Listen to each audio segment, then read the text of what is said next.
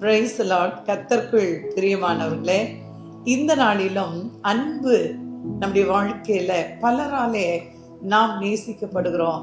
பலரை நாம் நேசிக்கிறோம். நம்மை நேசிக்கிறவர்கள் நம்மை வெறுக்கும் போது உடைந்து போகிறோம். நாம் கூட அநேகரை வெறுத்து விடுகிறோம். இந்த நாளில அன்பின் அடிப்படையில தான் இந்த உலகமே இயங்கிக் கொண்டிருக்கிறது. அன்பு பிரதானமானது.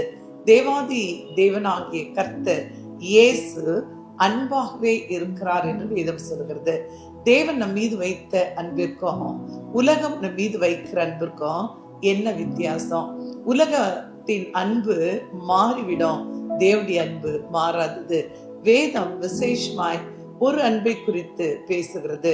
உன்னத பாட்டு 8வது அதிகாரம் 6வது வசனத்தை வாசிக்கும் போது அதனுடைய பின்பகுதி இப்படியாய் சொல்லுகிறது: நேசம் மரணத்தை போல வலியது, நேச வைராக்கியம் பாதாளத்தை போல கொடியதாய் இருக்கிறது. ஆங்கில வேதாகமம் இப்படியாய் சொல்லுகிறது: for love is all as strong as death. காதல் என்பது, அந்த நேசம் என்பது, அன்பு என்பது மரணத்தை போல வலியது, கொடுமையானது, வலி நிறைந்தது, வேதனை நிறைந்தது. அன்பை செலுத்திட்டு அந்த அன்பு கிடைக்காத போது உள்ளே வலிக்கிற ஒவ்வொருவருக்கும் தெரியும், அன்பு மிகவும் வலி நிறைந்தது, காதல் மிகவும் வலி நிறைந்தது. அது யார் மேல வைத்தாலும், ஒருவேளை இன்னைக்கு அநேக பெற்றோர் பிள்ளைகளை நேசிக்கிறாங்க, பிள்ளைகள் பெற்றோரை மறந்து விடுறாங்க. அநேக பிள்ளைகள் பெற்றோரை நேசிக்கிறாங்க, பெற்றோர் பிள்ளைகளை மறந்து விடுறாங்க. அநேகர் உயிருக்குயிரான நண்பர்களாய் காதலர்களாய் இருக்கிறாங்க. ஆனா காலப்போக்கில் எல்லாம் மறந்து போகிறது. ஒரே ஒரு அன்பு மட்டும் மாறாதுதான், இயேசு நம் மீது வைத்த அன்பு.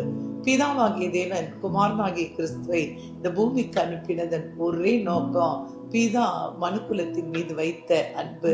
அதனாலதான் ஆண்டவராகிய இயேசு கிறிஸ்து இந்த பூமிக்கு வந்தார். என்ன வித்தியாசம் இந்த உலகத்தின் அன்புக்கும் மனிதர்கள் மீது வைக்கிற அன்பிற்கும் தேவன் நம் மீது வைத்த அன்பிற்கும் என்ன வித்தியாசம்? தேவன் நம் மீது வைத்த அன்பு எந்த ஒரு கண்டிஷனுமே இல்லாதது, அன்கண்டிஷனல் லவ். தேவன் நம்மிடத்துல எதையுமே எதிர்பார்த்து அன்பு செலுத்தல, அவரை முற்றிலுமாய் நமக்காக கொடுத்தார். அன்பினாலே கொடுக்கப்பட்ட இயேசு.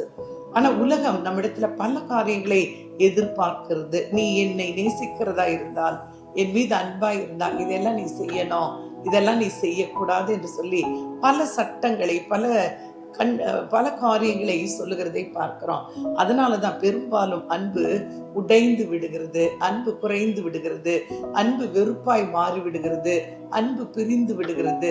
ஆண்டவராகிய தேவன், ஆண்டவராகிய இயேசு நம் மீது வைத்த அன்பு, திரும்பவுமாய் சொல்கிறேன், அன்கண்டிஷனல் லவ்.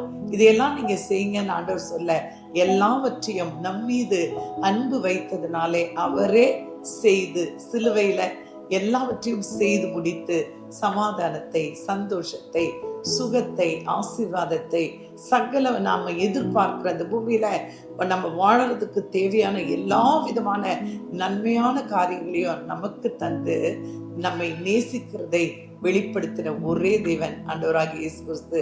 ஒரே மனிதனோ அவர்தான். நம் மீது வைத்த அன்பை மாத்திரம் யோசித்து அதை மாத்திரம் ஒரு நிமிஷம், இன்றைக்கு உலகத்துக்காக எத்தனையோ மணி நேரங்கள் செலவிடுகிறோமே, உலக மனுஷர்கள் நம் மீது வைத்த அன்பை நம்ம ஒருவேளை உறுதிப்படுத்தி கொள்ள, அதை நிலைநிறுத்தி கொள்ள, ஒருவேளை அதை கன்ஃபார்ம் பண்ணி கொள்ள அவங்க சொல்றதெல்லாம் கேட்கிறோமே. தேவாதி தேவனாகிய கிறிஸ்து நம் மீது வைத்த அன்பை நம்ம ஒரே ஒரு நிமிஷம் உணர்ந்து கொள்வோம் என்று சொன்னால் நம்ம வாழ்க்கையில கவலை இருக்காது, கண்ணீர் இருக்காது, துக்கம் இருக்காது, குறைவுகள் இருக்காது. நீங்க நிச்சயமாகவே ஆசீர்வதிக்கப்பட்டவர்களாய் இருப்பீங்க. ஏனென்று சொன்னால் நம்மை நேசிக்கிற ஆண்டவராகிய இயேசு கிறிஸ்து எல்லாவற்றையும் நமக்காக செய்து முடித்தவர்.